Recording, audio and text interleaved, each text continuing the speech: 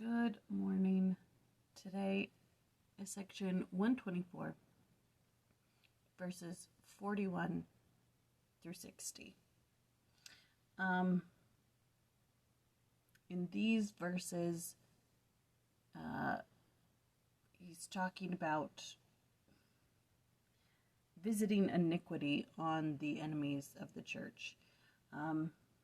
He's telling them to build a temple. He's going to reveal things to them, put it on the spot, what to call it, also a house for visiting, the Nabu house, which was like a hotel. Build that, and that's basically what's happening in these verses. So, just two things to talk about, really. In verse 41, he says, I deign to reveal things hid from before the foundation of the world. And Joseph Fielding Smith has this to say about it.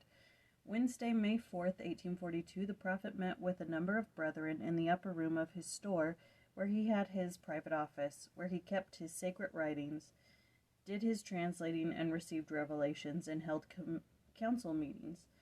The special reason for the gathering was of the greatest moment to the church and to this generation.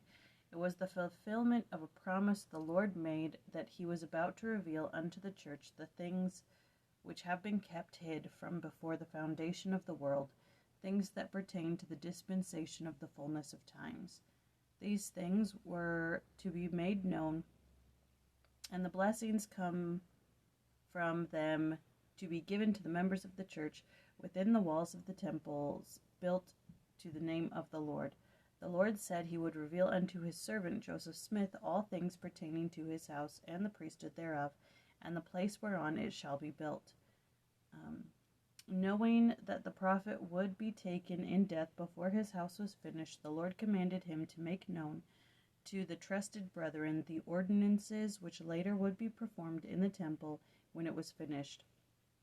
It was on this occasion, May 4th, 1842, that the prophet called some of these brethren to his upper room and gave unto them instruction in the principles and order of the priesthood, attending to washings, anointings, endowments, and the communication of keys pertaining to the Aaronic priesthood, and so on to the highest order of the Melchizedek priesthood, setting forth the order pertaining to the Ancient of Days, and all those plans and principles by which any one is enabled to secure the fullness of those blessings which have been prepared for the church of the firstborn, and come up and abide in the presence of the Elohim in the eternal worlds.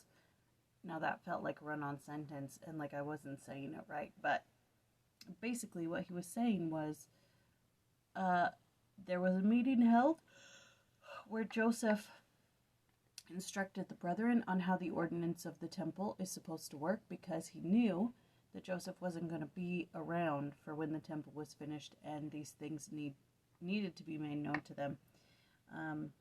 And Joseph Fielding Smith is just saying that this is the most important day, one of the most important days in the church history. So there's that. Okay. And then in verses 49 through 53, he talks about accepting their offerings. And Charles W. Penrose has this to say about it. If you will read carefully the revelations I speak of now, sections 84 and 124, you will find that the Lord refers particularly to this very requirement in regard to Jackson County, Missouri, and he declares that the people there were commanded to build a house to him at that time and on that spot, but their enemies came upon them and prevented them from doing that which the Lord commanded them, and therefore the Lord accepted their offering. The Lord lays down there a principle which is well for us to understand.